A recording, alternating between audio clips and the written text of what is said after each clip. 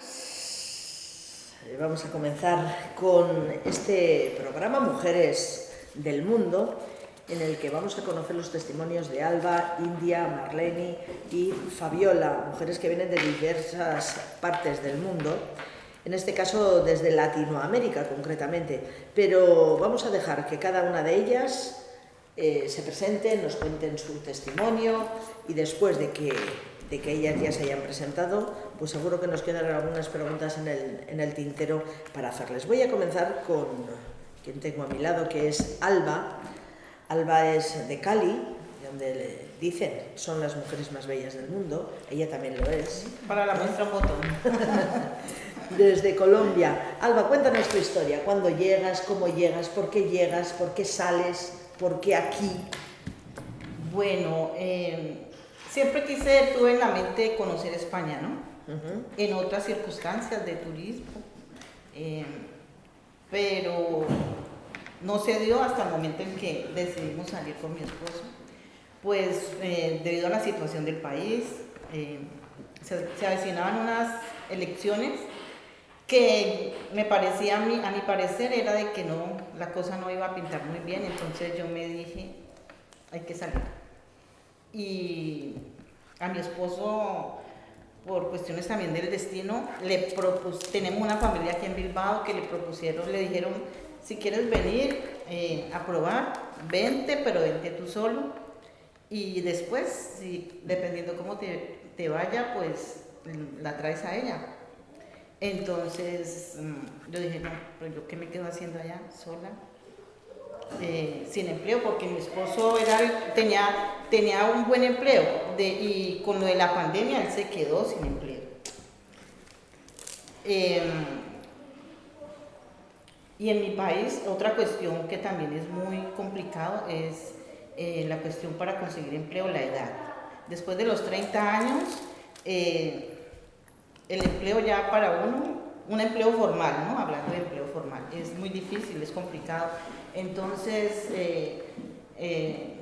yo le dije, tengo una amiga aquí en Albacete que ella también, coincidencia, me dijo, si te quieres venir, vente. Y como dice el dicho, le cogí la caña y le dije a mi esposo, vámonos. La idea era de llegar a Madrid y él coger para Bilbao y yo para Albacete. Y así fue que hicimos. Llegamos, nos separamos en el aeropuerto, llorando todo el tiempo. Y llegué a un pueblo que es muy turístico, Alcalá del Júcar, no sé si han escuchado hablar de él. Es uno de los pueblos, ha estado en la lista de uno de los pueblos más bonitos de España. Fue una experiencia muy agradable. Pero uno que viene de ciudades grandes como es Cali, de digamos entre 5 o 6 millones de habitantes, a llegar a un pueblo de no más de 500 habitantes, donde el transporte público es cero, que la ciudad, o sea la capital, Albacete, está a 40 minutos, y si no tienes quien te lleve, realmente es muy complicado para uno se agobia, complicadísimo. Entonces, así la pasé todo el tiempo. 6 meses duré allí. Duró 6 meses. Duré 6 meses. ¿Y llegaste a Bilbao? Llegué a Bilbao porque eso me agobió y yo le dije, mi familia de acá, o sea, los familiares de acá me decían, si quiere véngase, porque yo era que uno en un pueblo solo, yo no pude llamar a mi familia en los 2 primeros meses, no fui capaz de llamar a mi familia, porque yo sabía que donde los llame me iba a... ¿Te volvías? Sí, me iba a quebrar y yo no quería, yo siempre he sido como con esa coraza que me dicen, es que usted es muy dura, no, pero prefiero evitar esos momentos. Y le dije, yo no lo llamaba por esa razón, entonces ya dije, no, ya nomás, yo me voy para Bilbao, y llegué a Bilbao, me vine a los 6 meses, llegué a Bilbao. En Bilbao lo que esperaba yo, encontrar empleo, sí, estoy en este momento no muy porque aquí pues las leyes de extranjería siempre son complicadas para nosotros los migrantes, entonces, bueno, sé que hay que seguir en la lucha y ahí vamos. Y llegas a Bilbao, ¿qué te encontraste en Bilbao? ¿Estabas con la misma idea con la que venías en la mente? ¿Te encontraste? ¿Fue un cambio drástico? ¿Fue, pues el cambio drástico, como venías sí, de Albacete, a lo mejor el venías cambio más drástico fue en Albacete, porque en Albacete es el mismo país, pero pues ellos allá tienen sus costumbres, sus ideas, y acá también es muy diferente. Entonces, por ejemplo, allá yo llegué y mi trabajo, mi empleo era cuidando a un abuelo. Digo cuidando porque el señor tiene, en ese momento, en esa época tenía 96 años. Y eso fue hace un año, larguito. 96 años, pero prácticamente yo lo acompañaba a él. Y a veces me sentía como que era el que me cuidaba, porque estaba bien de su cabeza, todo. Lo único, el inconveniente que sí tuvimos los dos era que, a pesar de que, digo yo, hablamos el mismo idioma, pero el lenguaje es diferente. O sea, por ejemplo, yo a veces hablaba con él y después de hablar un rato, llega y me decía: no te entendí nada. Entonces yo decía: wow, ¿qué hago? ¿Será que me rindo? ¿Será que sigo? Bueno, otras cosas que me pasaban era, por ejemplo, que él, el primer fin de semana que yo salí, me fui para donde mi amiga, la que me llevó. Ella vive en un pueblo a 10 minutos en coche, y entonces al otro día me recogieron. Él fue porque él es muy activo, le dijo al hijo que fuera y me recogiera, fueron y me recogieron. Entonces yo, cuando veníamos en el coche, yo le digo: me has extrañado. Y él: ¿qué dices? Que si me has extrañado. Y entonces, aquí no entiendo lo que dices. Entonces la hija le dijo: papá, que si la habéis echado de menos. Entonces yo dije: me va a tocar aprender mucho. Y poco a poco sí me tocó ir aprendiendo cosas. También el estereotipo que tenemos los colombianos tampoco lo podemos dejar atrás, porque, por ejemplo, yo en el pueblo llegaban y me decían: ¿de dónde eres tú? Y yo les decía: ¿usted dónde cree que soy yo? De acuerdo a mi fisionomía, a mi aspecto físico, mi modo de hablar, ¿de dónde crees que soy yo? Y me decían: tú eres de Perú. Yo: no. ¿Tú eres de Bolivia, de Chile? No. Y entonces se me parecía curioso, ¿no? Pero entonces yo llegaba y le decía: mira, yo soy del país de Shakira. Y me decía: Shakira, no, usted no es del país de Shakira, porque Shakira no es de Barcelona. Y yo: no, Shakira no es de Barcelona, Shakira es paisana mía. Entonces, bueno, yo soy del país de Gabriel García Márquez. Entonces, sí, el escritor, muy buen escritor, lo he leído, que esto y que lo otro, pero no sé dónde era. No sabían de dónde era. De dónde era. Y entonces le digo yo: bueno, yo soy del país de Pablo Escobar. Y me dice: claro, Colombia, la droga. Y yo: wow, el estereotipo. Sí, entonces esas cositas fueron las que me pasaban en el pueblo, porque era un pueblo chico. Incluso a veces piensan, porque a pesar de que, o sea, Colombia como tal parece que allá no lo escuchan en el pueblo, porque piensan además de que es un país pobre, que nosotros venimos a España porque somos pobres. No. Exacto, pero el pensamiento que tenían allá es que ellos se vienen para acá porque es que allá no hay empleo, allá ganan muy poco. Entonces, sí, cosas curiosas, ¿no?, que le pasan a uno y uno... Te choca cuando escuchas que hablan de esa manera, por ejemplo, de tu país, me chocó, un país pobre. Sí, pero te llega a chocar, ¿no? Chocó un poco, pero yo entiendo. Yo soy de las personas que soy muy abierta y entiendo, claro, que no todo lo tienen que saber. Quizá eso sea porque tú vienes de un país inmensamente grande, y aquí, si te has dado cuenta, en cada pedacito pequeño de tierra hablamos una lengua, somos diferentes, tenemos una cultura diferente. Nosotros somos más minoritarios y vosotros sois más grandes. Sí, exactamente. Y entonces el choque es muy grande. El choque es grande. Pero nada disculpa la ignorancia, claro. Nada disculpa la ignorancia. Otra cosa curiosa fue lo de la alimentación, la comida, la gastronomía. Ya, por ejemplo, yo llegué de lleno al pueblo donde obviamente no iba a encontrar lo que yo consumía en mi país.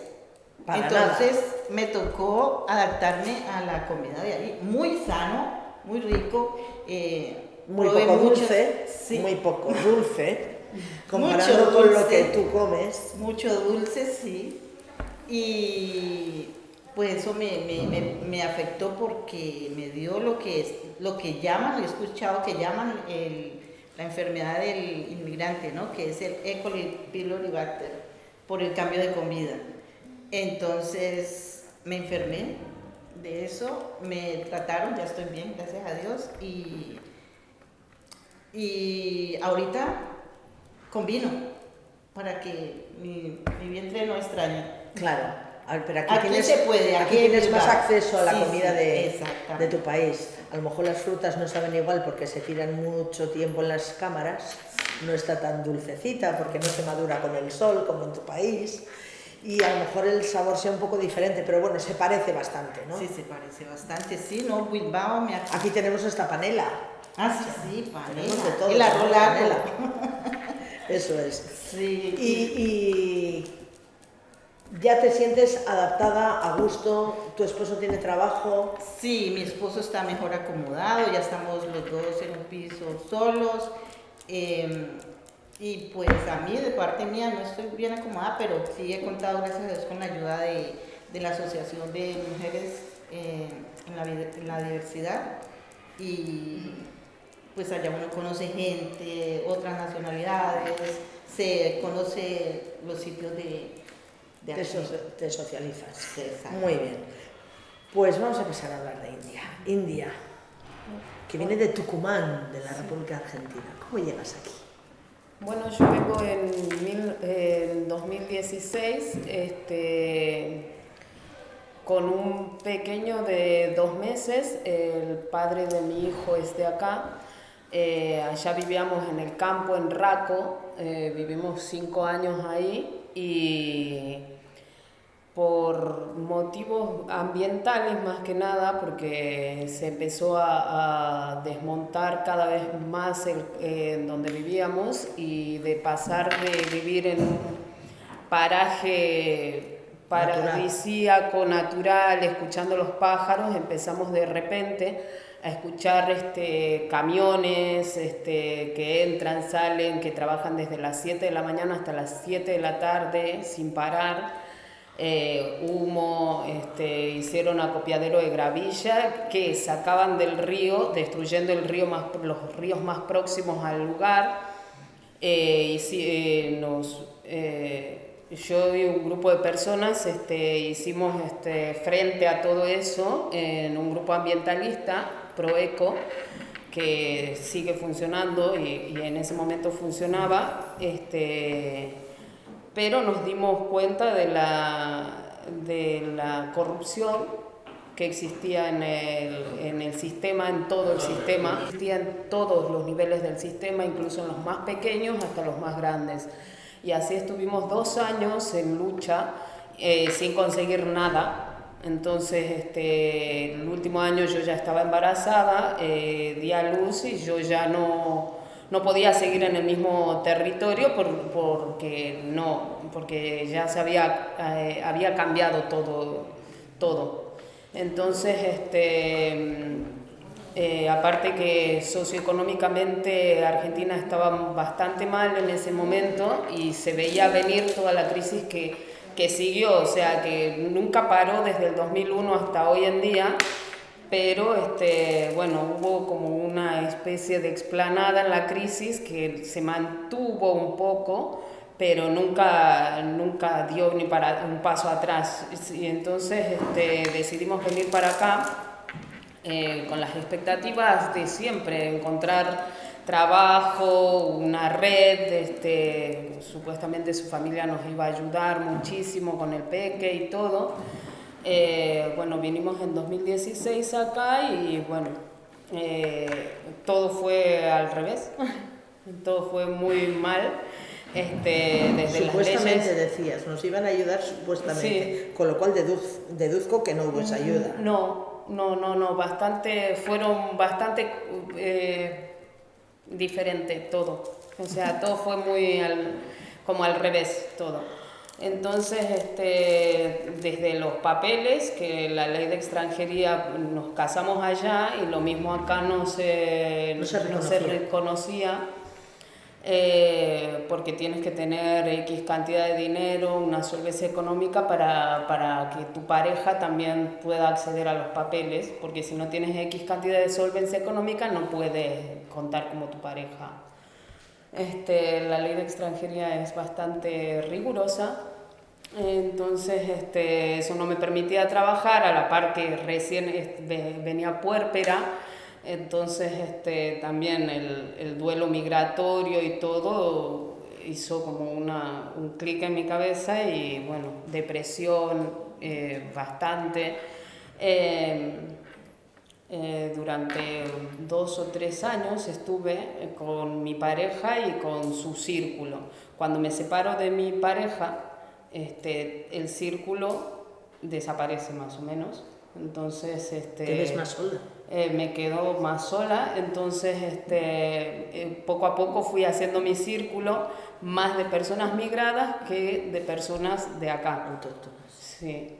Entonces eso me lleva, bueno, a distintas asociaciones y movimientos como Raíces, que fue en su época una colectiva muy importante para mí y para mucha gente, que ahí es donde empezamos a conocer más del anticolonialismo, del antirracismo, de la decolonialidad.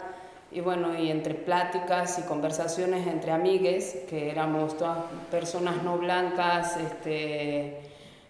mujeres y personas trans, nos hicimos un grupo y bueno, y acá hoy en día ya no está tan activo, pero nos seguimos viendo y somos muy amigas. Y algunas personas de acá sí seguimos siendo, o sea, somos colegas, pero son los menos. ¿Has notado mucha barrera por parte de los autóctonos a poder socializar con ellos? Como que hubiera una barrera, un techo inexistente, claro está. Sí, más que nada he notado de que los círculos se mueven en torno a las personas de acá. Entonces tú formas parte de ese círculo mientras te relacionas con la persona X, ya sea como pareja, como... Y cuando se acaba esa relación con esa persona, el círculo también te cierra las puertas. También. ¿Cómo somos? ¿Ahora estás contenta? ¿Estás mejor? ¿Has superado ese estado depresivo? Claro, hace 3 años, bueno, ya hace 7, casi en agosto cumplo 7 años acá. Y sí, hice terapia, sigo en terapia. Y sí, ya he superado la depresión, he superado muchos obstáculos y el duelo migratorio que es constante, pero se pasa. El duelo migratorio, que dicen que hay quien lo vive de por vida. ¿Qué sentimientos te provocaba el duelo migratorio? Yo no sabía primero qué era. Al principio pues, sentía los primeros meses tristeza. Sentía una tristeza terrible y cada canción o cada cosa que me recordaba a mi país o a mi lugar era llorar terriblemente. O sea, escuchaba canciones de Mercedes Sosa llorando, veía a alguien vestido de andino y lloraba porque allá también estamos cerca de los Andes y bueno, en Jujuy también me recordaba mi tierra y bueno, todo me hacía llorar y estar muy mal y querer volverme, pero bueno, las circunstancias no me lo permitían. ¿Has pensado en volver? A vivir por ahora no, porque como te dije, socioeconómicamente Argentina está muy mal y la provincia de Tucumán hoy en día está siendo muy azotada por el narcotráfico, así que por ahora no estoy pensando en volver a vivir allá. ¿Y tu hijo está escolarizado, tiene sus amigos, su círculo? Él al día siguiente de pasar acá, como es hijo de una persona de acá, él tiene la nacionalidad. Él no tiene directa. ningún problema burocrático. No.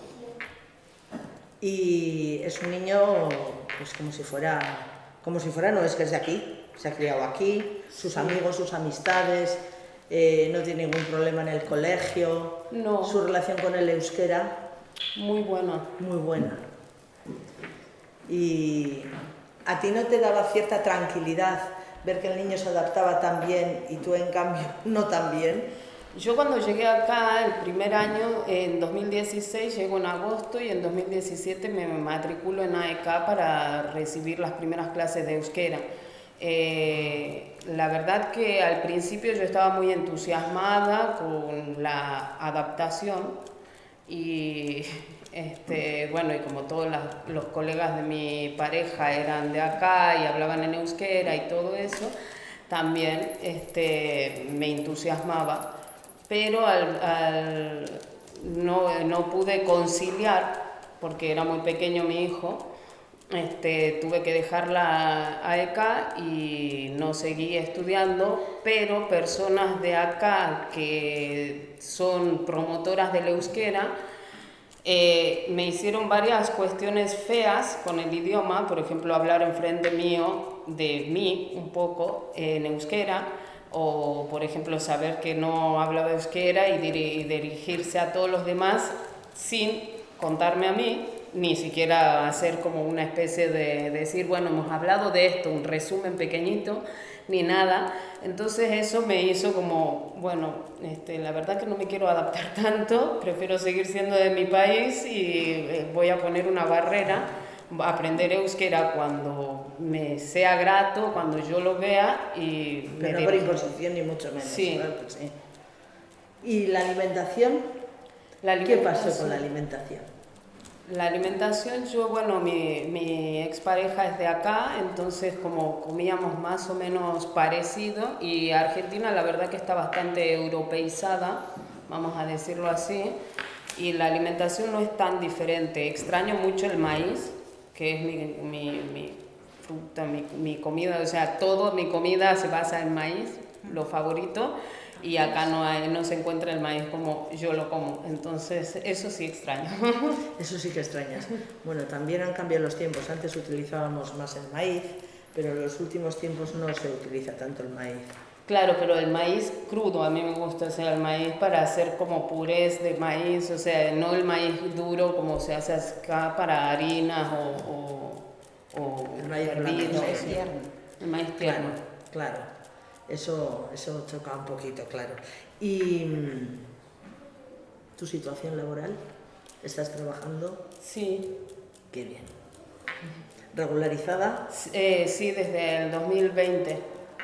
Bueno, pues ya es un avance muy importante. Sí, bueno, sí, pero bueno, o sea, lamentablemente la ley de extranjería es racista y yo creo que debería acabarse, o sea, no debería ser más flexible ni mucho menos, debería terminar porque todo el mundo tiene derecho a migrar y más cuando las consecuencias de la migración son porque son gracias a que el norte global hace lo que hace, las consecuencias hacia el sur global es que haya migración. Es que es una necesidad en este momento y aquí es una necesidad.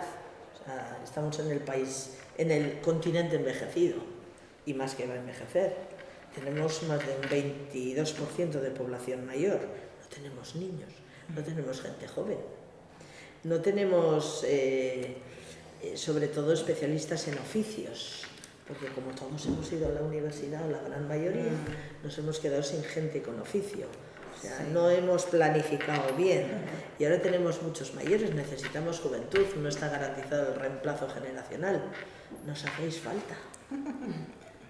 Dicho así, te sonará raro que un autóctono te diga nos hacéis falta, pero es que es verdad, hay que ser realista, nos hacéis falta. Es una cosa que, con respecto a lo que has dicho tú, me parece una incoherencia, que te pongan tantas trabas en la ley de extranjería cuando sabemos que nos hacéis falta. ¿A qué estamos jugando? Ya. Bueno, hay un temor, ¿no? Claro, Que pero deberíamos venimos a desplazar el trabajo que tienen. No quieren reconocer que es necesario el relevo generacional y la nueva mano de obra. Por alguna razón hay algo de temor, y dicen, ¿el temor a me qué? van a quitar el trabajo. ¿El temor a qué? No lo sé. ¿Quién me va a ¿qué quitar pasa? a mí el trabajo si resulta que solo os permitimos trabajar, digo a los migrantes, os permitimos trabajar en lo que no queremos? Sí. Pero sin embargo eso es Eso lo sí, que... Ese es un discurso. Es lo que Ese es el discurso anda barato, ¿no? rondando, sí, es el discurso que dice uno detrás del otro, y las labores son muy diferentes. Pero no tiene nada que ver, o sea, es que no estamos permitiendo tampoco la integración, o sea, somos unos cerrados, algo incomprensible cuando somos una tierra emigrante, porque habréis escuchado que por toda Latinoamérica hay muchos apellidos vascos. Sí, sí. Esos no han llegado por casualidad. O sea, han llegado de gente que se han ido de aquí buscando mejores oportunidades, que es lo que habéis venido vosotros, ¿no? A buscar mejores oportunidades. Aquí no creo que haya venido ninguno de vosotros por gusto. Ha venido porque no te queda más remedio, o porque has visto, bueno, tengo otra oportunidad mejor que lo que tengo. O sea, para mejorar. Sí, Ni más ni menos. Ni más ni menos. También Bueno. acá tienen a los indianos, que son un claro ejemplo de la gente que fue allá y se hizo rica allá, y tienen hoy en día mansiones y mucho territorio. Ya casi todos se lo han comido, pero sí, vinieron con mucho. Se fueron sin nada y vinieron con mucho. Desde el tiempo de la colonia. Ojalá os tocara a vosotros, ¿no? Haber venido sin nada y que no os vayáis, pero que consigáis mucho, India, ¿qué esperas? ¿Qué futuro te espera aquí? Bueno, ¿Cómo lo ves? ¿De qué color lo ves?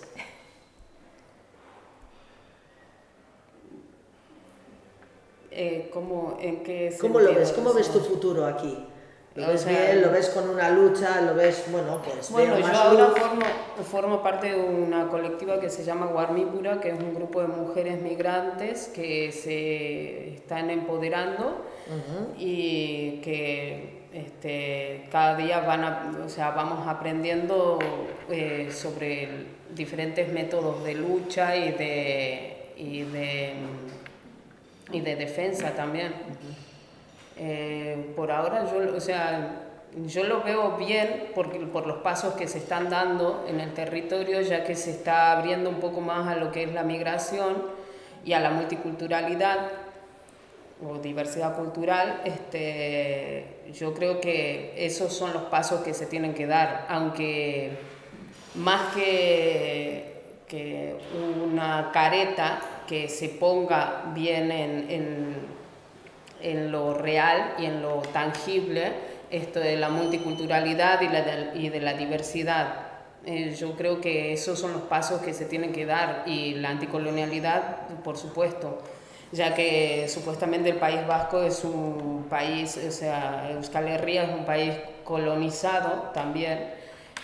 Yo creo que los pasos que se tienen que dar son la lucha en la anticolonialidad y el antirracismo.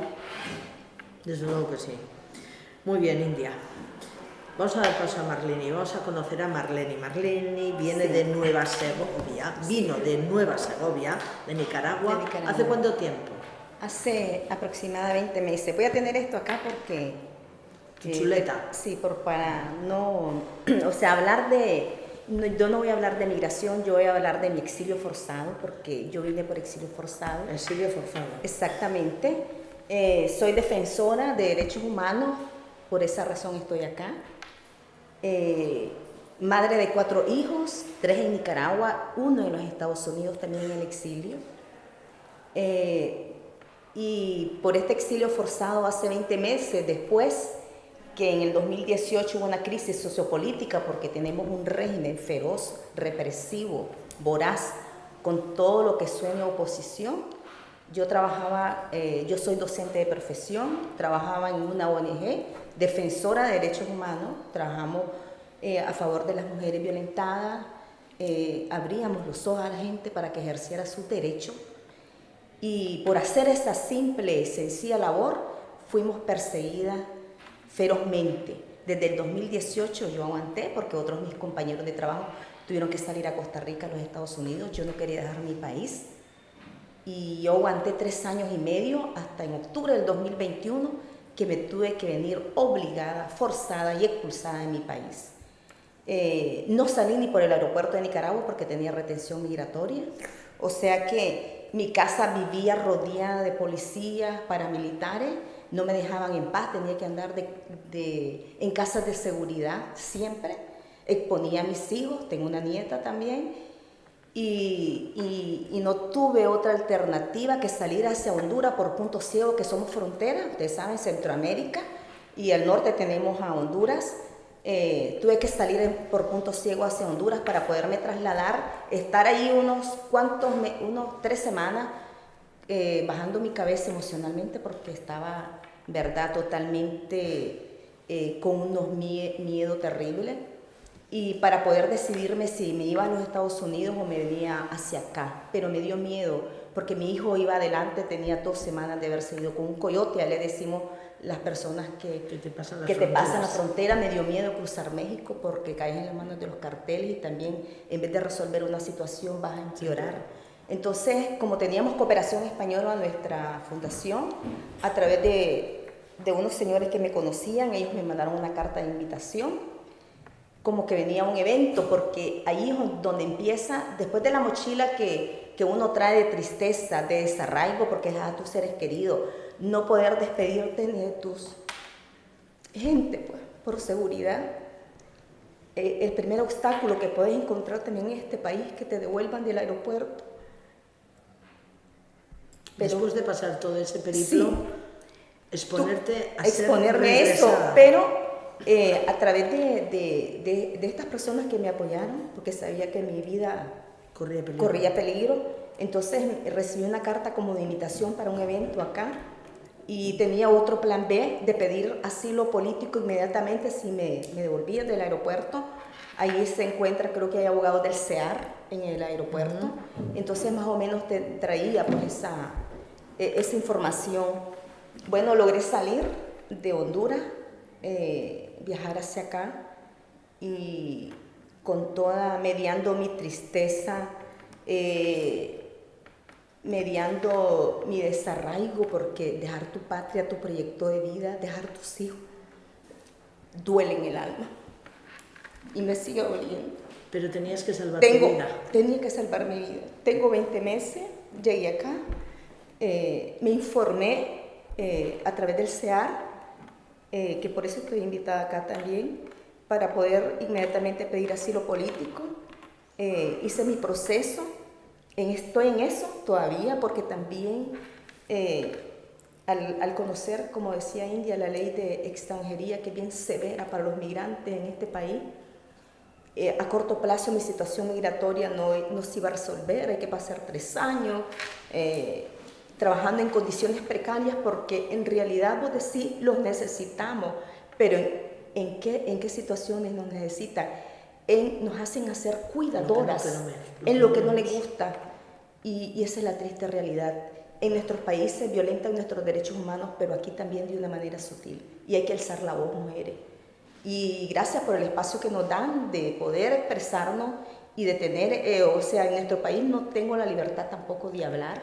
Vengo con mi bandera azul y blanco, soy azul y blanco porque esta fue nuestra bandera de lucha en Nicaragua, y por ser azul y blanco y tener nuestra bandera es un delito, pues, vivir en mi país. Entonces, tengo 20 meses,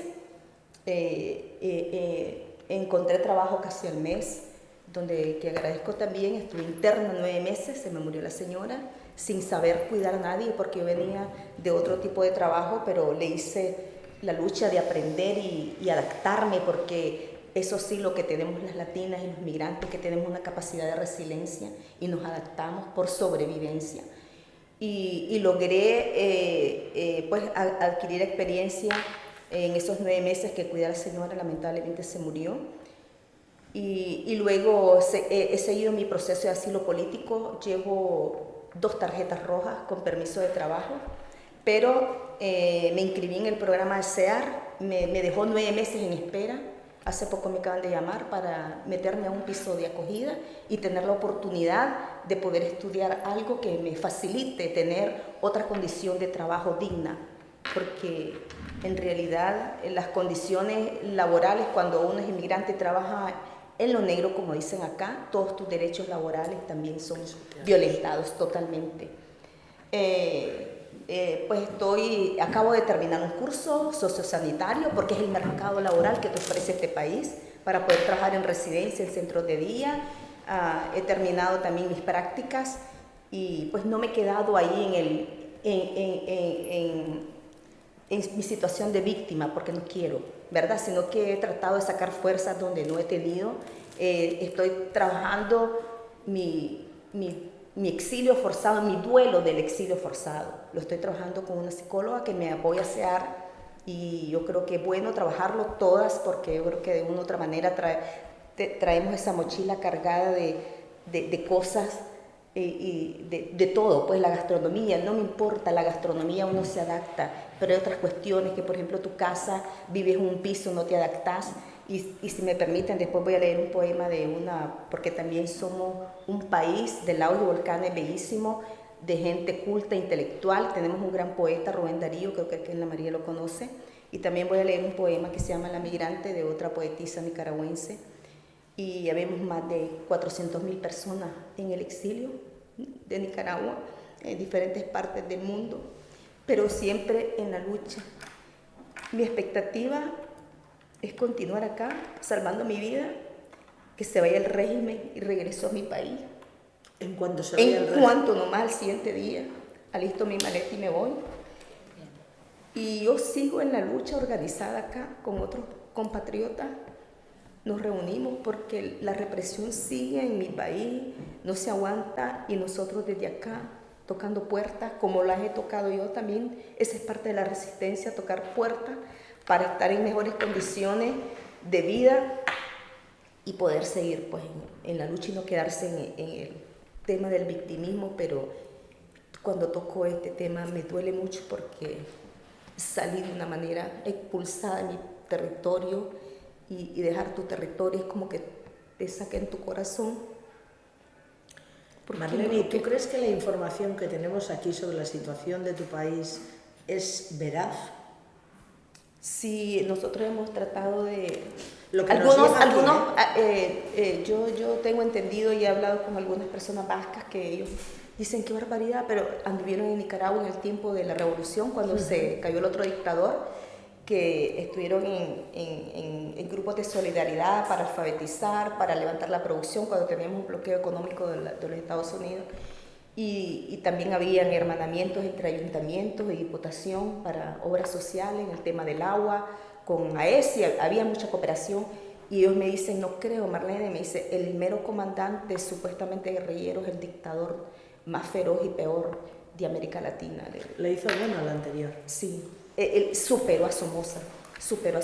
Entonces, algunas personas no están muy informadas, creen que la revolución sigue, como el castrismo en Cuba, que es otra también, sí. O sea, la información a veces llega, no tenemos periodismo independiente, todos los periodistas los expulsó, solo los periodistas oficialistas y los canales de ellos intervienen los teléfonos. Yo no expongo a mi hijo porque tengo 3 hijos y yo a veces quiero volarles penca por las redes, no puedo, a veces uso pues otras maneras con otros seudónimos.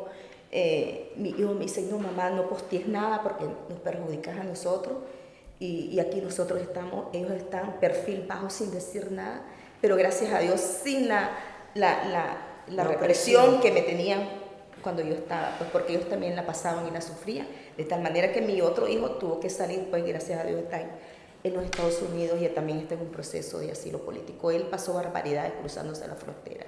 Mientras él cruzaba la frontera, yo estaba en Honduras decidiendo si me iba para los Estados Unidos, llorando si él iba a pasar o no, mientras yo me decidía si me venía para acá o no. Entonces fueron difícil, pues, mi salida y mi exilio forzado. Acá estamos... Pues como yo vengo de un grupo de mujeres organizadas, siempre sigo en la lucha, veo este contexto que es otra realidad, otra cultura. Me he encontrado con este grupo de mujeres migradas, también estoy donde está ella y la he conocido a ella. hemos andado en varios espacios y también estoy organizada en otro grupo, participando y conociendo también y siguiendo también, alzando la voz de todas las mujeres trabajadoras internas que no pueden ni salir, ni le dan permiso ni salir los fines de semana. A mí sí me dan permiso salir los fines de semana porque yo les dije, soy defensora de derechos humanos, tal vez por ahí, y me daban 2 horas libres por la tarde para salir y caminar. Pero he conocido de testimonios de mujeres que la han pasado muy mal en este país. Nos hacen ser cuidadoras, no nos reconocen nuestros títulos, nos ven como una chancleta, como decimos en nuestro país. He sentido la discriminación, tal vez no de todo, pero sí, ni te voltean ni a ver, ¿verdad? Yo en los metros las quedo viendo así, aunque tal vez les repulse, pero tampoco nunca hay que bajar la vista a nada ni a nadie. Yo creo que somos personas dignas, no venimos a robarles nada, venimos a ofrecer nuestro trabajo y además tengo derecho de protección internacional aquí en la China y en la Conchinchina. Yo a eso apelo y pues estoy en mi proceso de asilo político, pero también el sistema colapsado aquí. El 95% lo deniegan. Deniegan el asilo político, a mí sí me lo deniegan, yo no puedo irme a mi país, yo me tengo que quedar aquí de Corroncha, pero me tengo que quedar porque hasta que el dictador se vaya, pues, y tengo la fe de que tal vez yo presenté muchas pruebas en el momento que me hicieron la entrevista, pero ya tengo más de 1 año y medio del proceso y todavía no me han resuelto, y estoy acá. Dentro de poco va a haber elecciones. Hace poco ha habido elecciones. ¿Has escuchado alguno sí, eso de me los preocupa. miembros Eso me preocupa porque en realidad la derecha va por la ultraderecha, que no quiere nada con los migrantes. Yo no sé si ustedes saben, pero más o menos de lo que he leído y conocido de las noticias, varias leyes de la regularización que queda en tubería, decimos en mi país, pero me imagino que queda estancada ahí en el Parlamento. Varias leyes que eran a favor nuestro.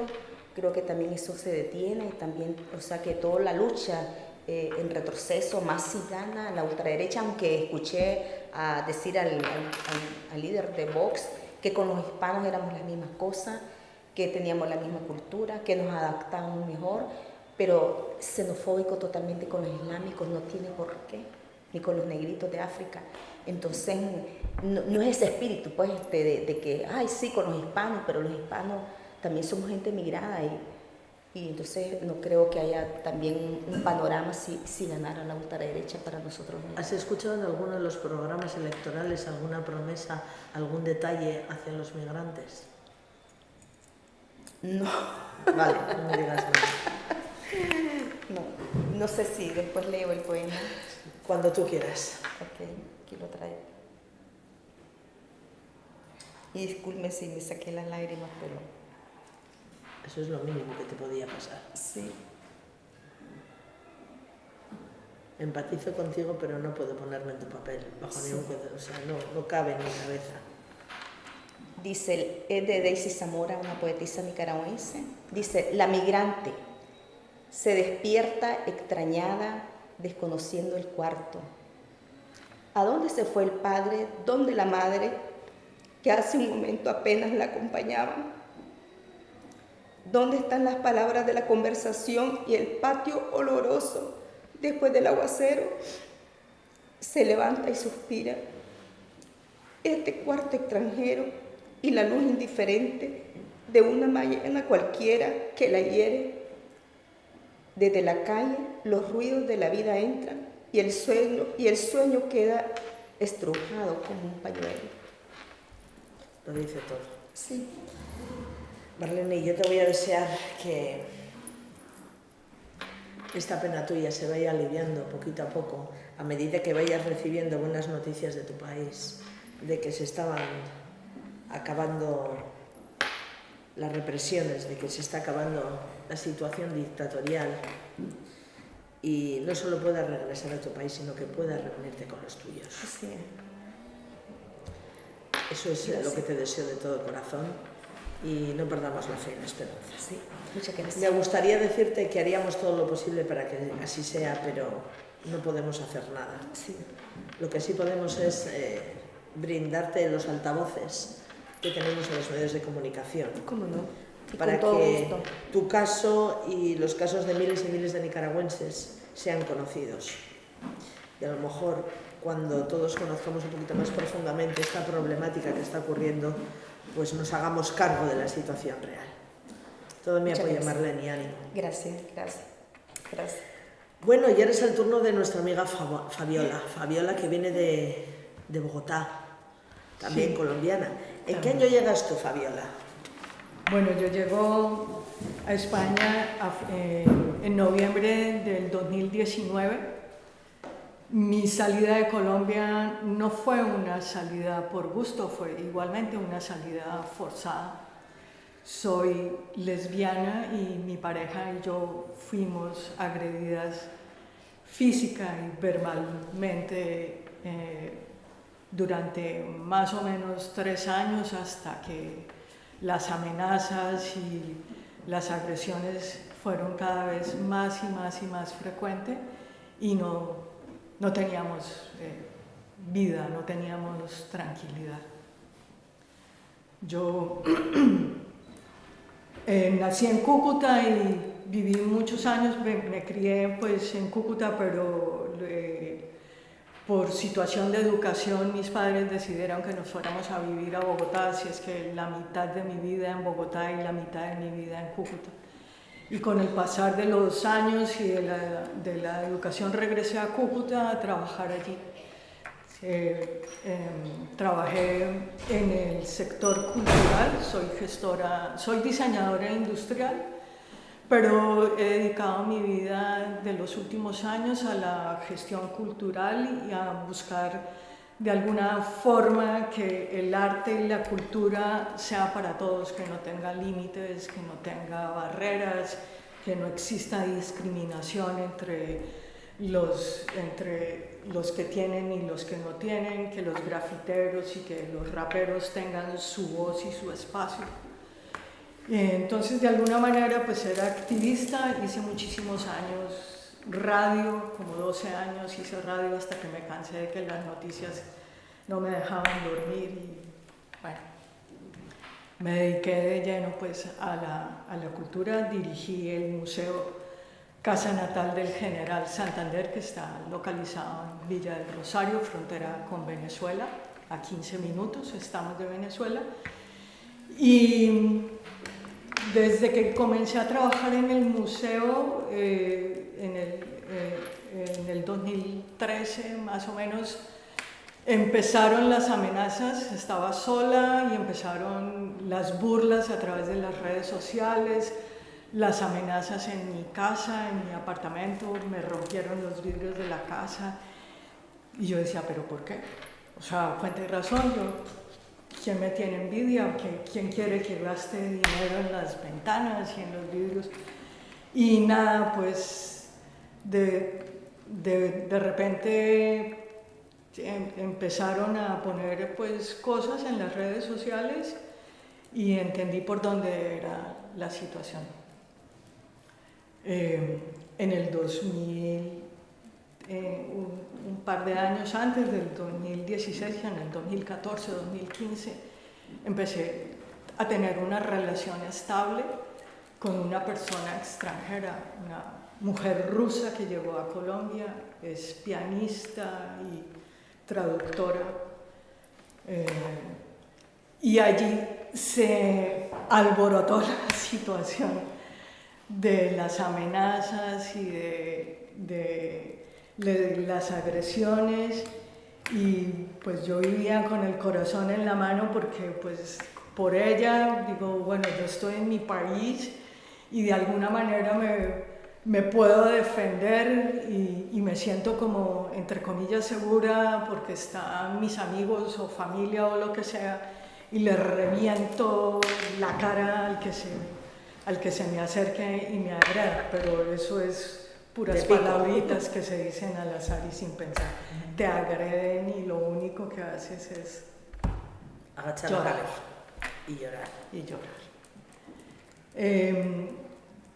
Luego, pues en el 2016, más o menos, no recuerdo exactamente, la Corte Constitucional de Colombia dicta una sentencia para que el matrimonio igualitario se haga efectivo a través notarial y los jueces igualmente tengan la disposición y la posibilidad de celebrar el matrimonio. Y entonces mi pareja y yo fuimos a diferentes notarías a averiguar cómo era el proceso. Y ninguno lo hacía. No, fuimos como si fuera a averiguar como si fuera para un hombre y una mujer hetero, nada de decir para quién era en ese momento, qué se requerían, cuáles eran los documentos, pues porque en Rusia los documentos rusos no son equivalentes a los colombianos, entonces tenía que hacerse otra cosa ya para que se parecieran lo máximo posible. Tenía un notario conocido y porque en varias notarías nos habían dado diferentes datos y tenía un notario pues relativamente conocido o más que conocido quizá, y le dije escríbame aquí de su puño y letra cuáles son los requisitos, los documentos que hay que traer. Cuando estuvieron los documentos volvimos a la oficina del notario. Aquí están los documentos que se requieren para el matrimonio. Y dijo, ¿y quién se casa?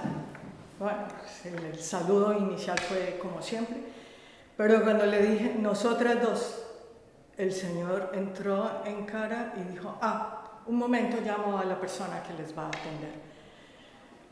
10 minutos en su oficina que parecieron una eternidad, nunca jamás en la vida volvió a hablarme y ese momento se hizo eterno.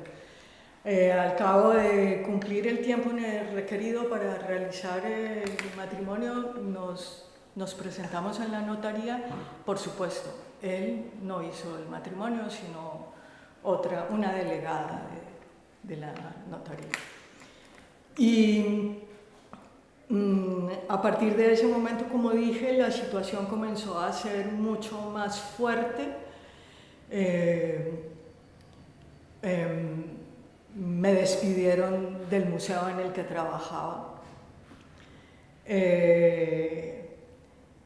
Entiendo que por motivos homofóbicos. No pusieron los motivos en ninguna parte, por supuesto que no, pero una de las personas que trabajaba conmigo en el museo, yo le pregunté, alguna vez le pregunté qué se dice por allá y me dijo, no, en Colombia se usa mucho la palabra doctora para referirse a los jefes y me dice, no doctora, aquí lo que dicen es que la echaron por su pareja, por ser lesbianas. Entonces dije yo, bueno, pues ya estaba por fuera, ya que podía hacer, ya no tenía ninguna forma de nada. Decidimos poner entonces un negocio, montamos una pizzería porque mi pareja vivió muchos años en Italia y hace una pizza extraordinaria y como por la radio, por la gestión cultural, por mi familia, por mis hermanos, por el ambiente artístico, conozco mucha, o conocía a mucha gente y nos empezó a ir muy bien en la pizzería desde que iniciamos, pero asimismo la angustia era muy grande porque en la fachada del local todas las mañanas que llegábamos te encontrábamos un letrero escrito que decía areperas, váyanse de aquí. Y coja la brocha y la pintura a pintar la bendita pared. Y siguieron en aumento, nos cambiamos de local, en fin, a uno más grande y un poco mejor, y sin embargo ahí tuvimos agresiones más violentas. Me agredieron físicamente, me patearon. Tranquila. Pues hasta que no aguantamos y decidimos decir, decidimos no podemos seguir así.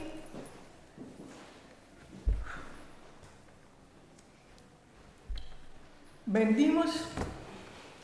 Había que hacer un corte, un Kit Kat y a otra parte, ¿no? Con la música a otra parte. Sí, vendimos, nos escondimos un tiempo en casa de unas primas mías que viven más o menos pues cerca de Cúcuta, de la ciudad, y más o menos a 20 minutos en coche de la ciudad. Pero pues está aislado y pues la protección y demás ambiental, porque no era protección de seguridad, porque la solicitamos y se burló de nosotros la policía, y no nos recibían las denuncias de las amenazas ni nada nos recibían. Tuvimos que hacerlo en Bogotá, que nos recibieran las denuncias y nada. Presentamos entrevista de protección internacional en Madrid en enero del 2020, como al cabo de más o menos 2 meses o algo así, nos asignaron un albergue en Madrid. Allí estuvimos más o menos un mes. Y luego nos asignaron plaza en Bilbao, así que llegamos a Bilbao en febrero o marzo, justo unos días antes de que empezara la pandemia. Como empezó la pandemia, pues estábamos en un piso compartido donde no pudimos hacer ninguna clase de estudio, hacer socialización ni nada, porque estaba todo cerrado, 0 Lambide, 0 una cantidad de cosas. La entidad que nos acogió es SEAR y pues por ella igualmente estoy aquí, igual que Marlene. Pasamos todo el proceso, 6 meses en el piso compartido, y luego pasamos a la segunda etapa, 1 año allí, y no conseguíamos trabajo ni nada. Por supuesto, pues, ¿qué vale ser traductora o qué vale ser gestora cultural si Colombia es un país ahí donde nadie sabe nada? Porque así me pasó, en Lambide me dijeron que mi título no servía para nada. Que yo, pues, listo. Ya, como que te lo habían regalado o que era falsificado. Yo es que lo he llegado a oír. Algunos de los títulos que llegan de personas que vienen de Latinoamérica son todos falsificados. Y que no servía de nada una certificación del trabajo con el Museo del Ministerio. No vale. No, de hecho era un amigo tuyo que te firmó un papel. Pues sí, más o menos. Y bueno, estuvimos aquí, pero así, y nada que conseguíamos trabajo. Alguien nos ofreció un trabajo, una colombiana amiga, y nos dijo, vénganse para acá, y la situación se volvió caótica. Fueron palabritas de dientes para afuera y no más. Terminamos saliendo de Bilbao con un periplo que pasamos 9 meses, pues de ciudad en ciudad, y pasamos 9 meses, aproximadamente 10 meses, en Cataluña. Hicimos curso de catalán. Bueno, hicisteis turismo allá. ¿No? Bueno, yo soy muy previsiva, y en un momento nos dijimos, tenemos que comprarnos un coche porque no tenemos trabajo, y por lo menos en el coche nos podemos meter y pasar la noche y dormir. Y de hecho nos ha tocado dormir 3 o 4 meses en el coche.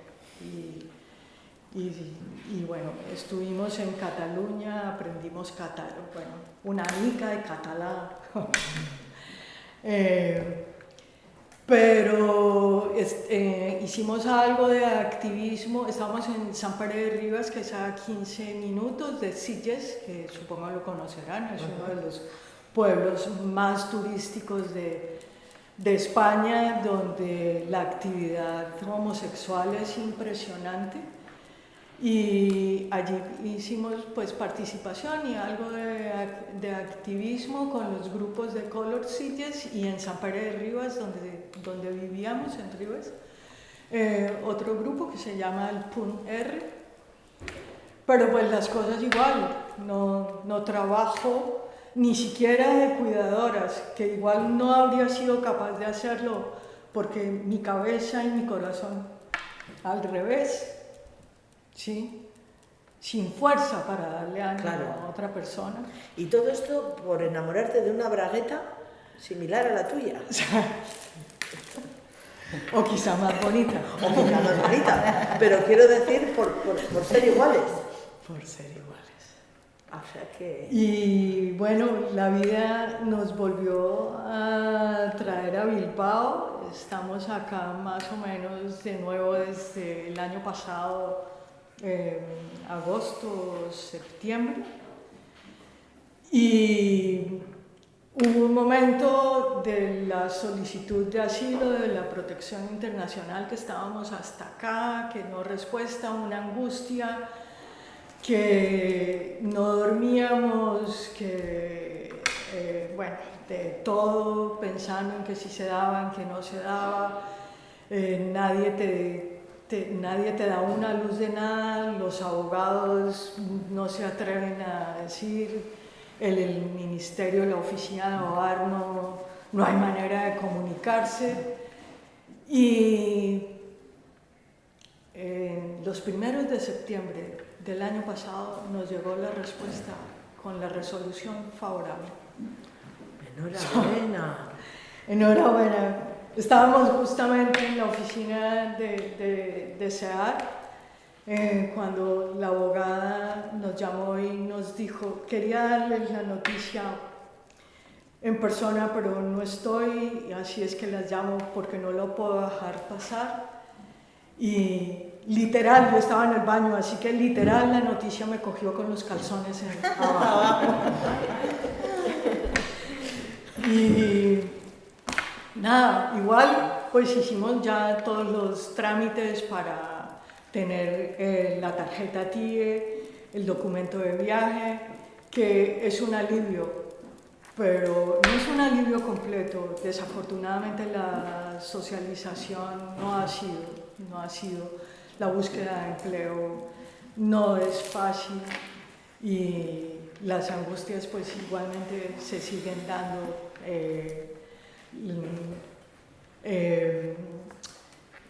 No hay tiempo de pensar en la familia porque estás pensando en que no tienes dinero para comer, en que te falta el dinero para completar lo necesario para pagar el piso en el que estás y demás.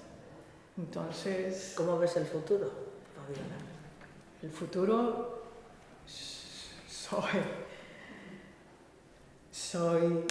no soy fatalista, soy una persona que veo el futuro abierto. Bien. Que por más que haya tenido que comer todo lo que he comido, que no quiero decir la palabrita, pero un jamón serrano de bellota sin cojotas, con un buen vino y con la tranquilidad y la satisfacción de poder realizarme y realizarnos como personas, como seres humanos, y que no importa lo malo que pasó, eso engrandece. Una buena gestora cultural a lo mejor puede hacer un buen libro o un documental. No lo sé, quizá.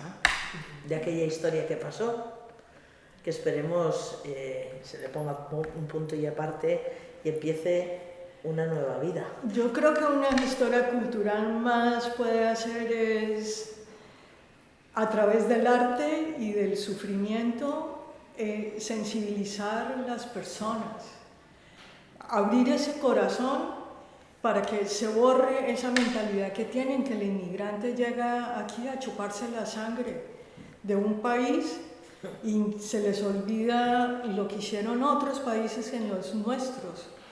Y se les olvida que nuestros países han abierto las manos a profesionales y no profesionales para que hagan trabajos de larga duración o trabajos espontáneos, esporádicos.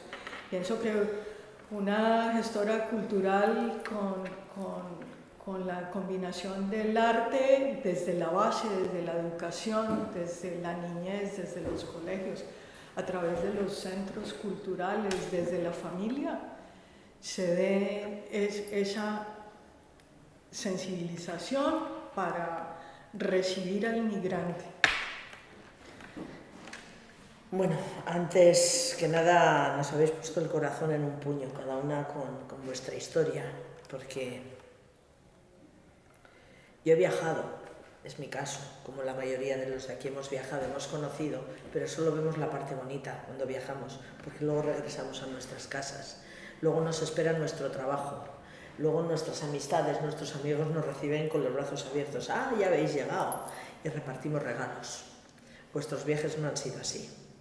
Vuestros viajes están cargados de amargura, de tristeza, de pena, de decepción, de nostalgia, de rabia, de impotencia, de no saber cómo hacer para tener que dejar todo aquello que dejaste atrás olvidado y empezar, que te dejen hacer un nuevo camino. No olvidarlo, porque si eres una persona que está en lucha, como es Marlene, como eres tú, también India, una mujer luchadora, también lo eres tú, por supuesto, Fabiola, y no me cabe ninguna duda que Alba también lo es, cada una en su ámbito, pero que sí podáis luchar con un poquito más de tranquilidad. ¿Qué le pedís a este país?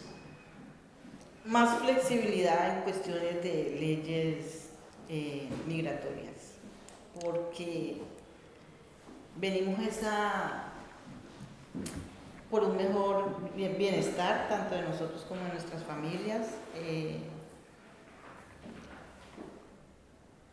Sí, más que todo eso, ¿no? Porque lo otro sí, la gente es muy formal. A mí me he topado con gente maravillosa que si tú vas y le preguntas, hola, porque aquí todo es hola, ¿no? Hola, ¿tú sabes dónde está esta dirección, por ejemplo? Me dice, sí. Y resulta que falta es que te cojan de la mano, porque te acompañan ya sea 2, 3 cuadras y van contigo y te dicen, ahí es. Entonces, la gente maravillosa. Pero sí las leyes migratorias deberían ser un poco más flexibles, no tener que esperar, por ejemplo, en el caso de los que no queremos pedir un asilo político o lo que sea, esperar 3 años, que es toreando por todos los lados. Esa inestabilidad, Exacto. Moverte en aguas turbulentas. India, ¿qué le pides a este país? Yo no pediría la flexibilización, sino la abolición total de la ley de extranjería, porque como dije antes, es un derecho migrar, y más cuando las consecuencias son porque el norte global, donde estamos habitando hoy en día, son las que, o sea, las leyes y políticas del norte global son las que hacen migrar al sur global. Muchas de las políticas económicas que se llevan, que están basadas en la expoliación de nuestros recursos naturales para traerlos hacia acá, como la fruta que decías, las verduras y muchas cosas que se traen, ahora el litio, el níquel y otras tantas más, que destruyen pueblos, envenenan ríos y matan al sur global, como hacían matado mucho de este territorio también. Creo que debería desaparecer la ley de extranjería directamente, no una flexibilización, ni mucho menos. Y también que la gente autóctona tome conciencia de sus privilegios para luchar y para que todos tengamos derechos y que dejen de ser privilegios. Desde luego que sí. ¿Qué le pides a este país? Yo le pido a este país y a la sociedad en su conjunto que nos miren como iguales, como somos seres humanos, independientemente del color del pelo, de los ojos, pero somos iguales y que tenemos para poder regularizarnos de la mejor manera, sin burocracia, sin trabas, sin obstáculos.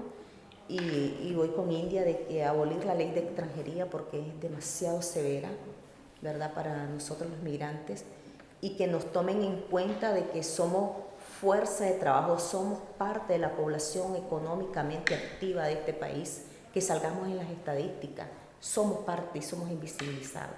Venimos a dar nuestra fuerza de trabajo, yo creo que eso también enriquece. Somos diversos, que nos consideren, acepten la diversidad cultural y que nos tomen y que las leyes pues sean también para todos igual. Fabiola, ¿qué le vas a pedir a este país? Yo a este país, no solamente a este país, a los nacionales y los nacionalizados que están viviendo en este país, que nos valoren con el conocimiento y con la variedad, conocimiento profesional y conocimiento laboral, y que tengan en cuenta que la diversidad cultural engrandece, que es un vínculo que abre puertas y hace que las naciones y que los pueblos crezcan cada vez más, que el conocimiento se comparte, se paga, por supuesto, que sean trabajos pagados como debe ser, para que todos tengamos una vida digna, tanto los inmigrantes como los españoles, nacionalizados y locales. ¿Veis vuestro futuro aquí en Euskadi o donde te lleve la vida? Por el momento sí me gusta Euskadi, sí me gusta. Es una parte de España que es muy próspera y sí me gusta. Yo siempre estuve en Euskal Herria, así que sí, me sigo viendo acá y aparte ahora tengo una red muy amplia y sí, me sigo viendo acá. Yo Darle también, de momento, ¿no? de momento me veo acá, acojo este espacio para continuar mi lucha en libertad, poderme expresar y ayudar a mi país a salir de la oprobiosa dictadura del régimen que tenemos. Yo sé que hay personas conscientes en este país que también se van a unir a nuestra lucha y nos van a apoyar. Hemos tocado puertas también con la Unión Europea, hay muchos parlamentarios a favor y seguimos pues sensibilizando a todos los políticos porque también de una u otra manera tienen influencia en los gobiernos nuestros, con todo el tema de la cooperación de la Unión Europea hacia Centroamérica. Entonces pues tengo esperanza, lo importante es que tengo esperanza y desde aquí armo mi lucha y los amigos que se unan conmigo. ¿Te ves aquí? Por lo pronto sí, por alguna razón la vida nos devolvió a Bilbao, tenemos que aprender algo de euskera, más allá de decir escarricasco o agur, pero bueno, igual tampoco sabemos qué nos trae la vida, estamos abiertas a lo que el mundo ofrezca y estar donde debemos estar. A mí me gustaría emplazaros de aquí a unos años. Se lo comunicaremos a la Asociación Aspasia, a volveros a emplazar de aquí a unos años y que todas me podáis decir, a mí me va de cine. Hemos conseguido, seguimos luchando, pero todavía hemos conseguido algunas cosas. El dictador cayó. Y nosotros somos muy prósperos en nuestros negocios culturales. Os deseo toda la suerte del mundo, chicas, y muchísimas gracias por estar con nosotros. Gracias. Gracias. Gracias.